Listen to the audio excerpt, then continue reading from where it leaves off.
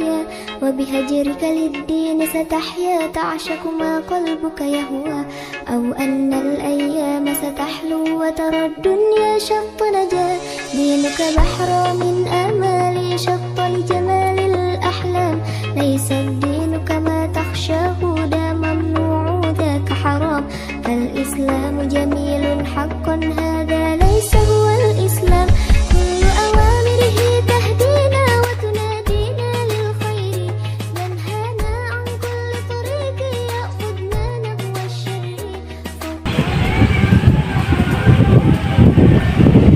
Pondok pesantren adalah rumah kedua bagi para santri dalam menempuh pendidikan agama, kedisiplinan, dan kehidupan.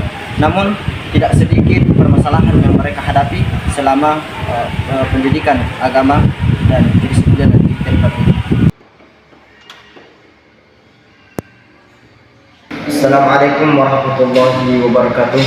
Pada kesempatan kali ini kita akan melakukan proses konseling untuk permasalahan pendidikan yang dialami oleh para santri di Pondok Pesantren Hidayatullah Parepare.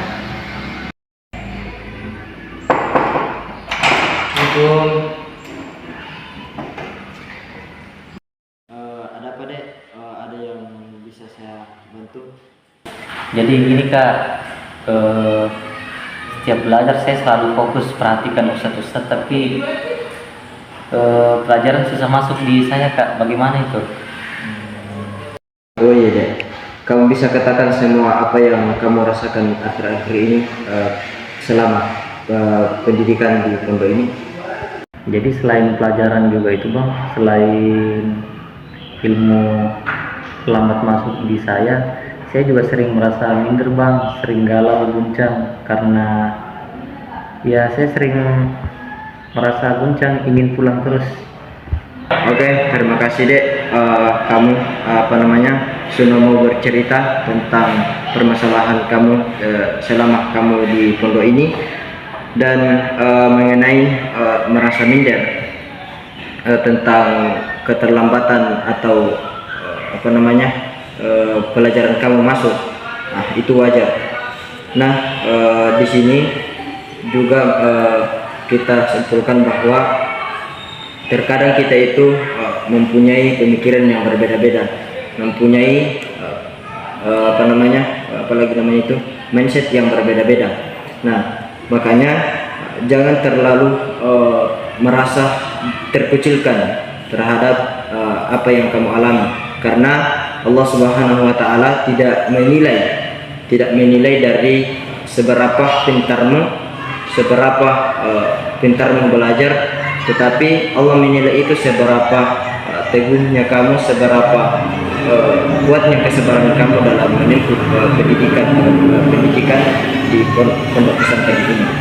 Dan Allah itu tidak melihat sebagaimana pintar kita dalam memahami pelajaran, tapi yang Allah nilai itu yaitu kesabaran kita, keteguhan kita untuk belajar.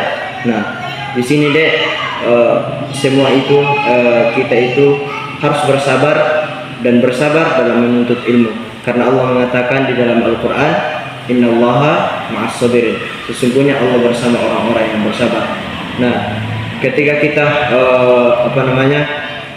merasa telah melakukan mendapat kesulitan, kita yakin bahwa setelah ada kesulitan pasti ada kemudahan. Dan Allah itu mengatakan di dalam Al-Quran, inna ma'al usri yusra, sesungguhnya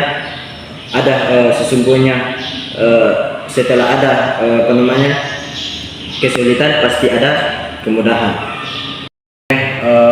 Mulai hari ini kita jalani bersama. Apapun masalahnya antum, saya siap mendengar curhatan apa yang kamu rasakan di pondok pesantren ini dalam menempuh perjalanan menuntut ilmu. Iya, terima kasih banyak Bang. Setelah motivasi yang kakak berikan tadi, saya merasa sangat termotivasi Bang. Insya Allah mulai hari ini saya akan lanjutkan pembelajaran saya, terus bersemangat karena telah dimotivasi oleh kita Bang. Terima kasih. Semoga Allah memberkati. Ya, Waalaikumsalam. Saya mau mewawancarai Ustaz tentang pembinaan di pondok ini.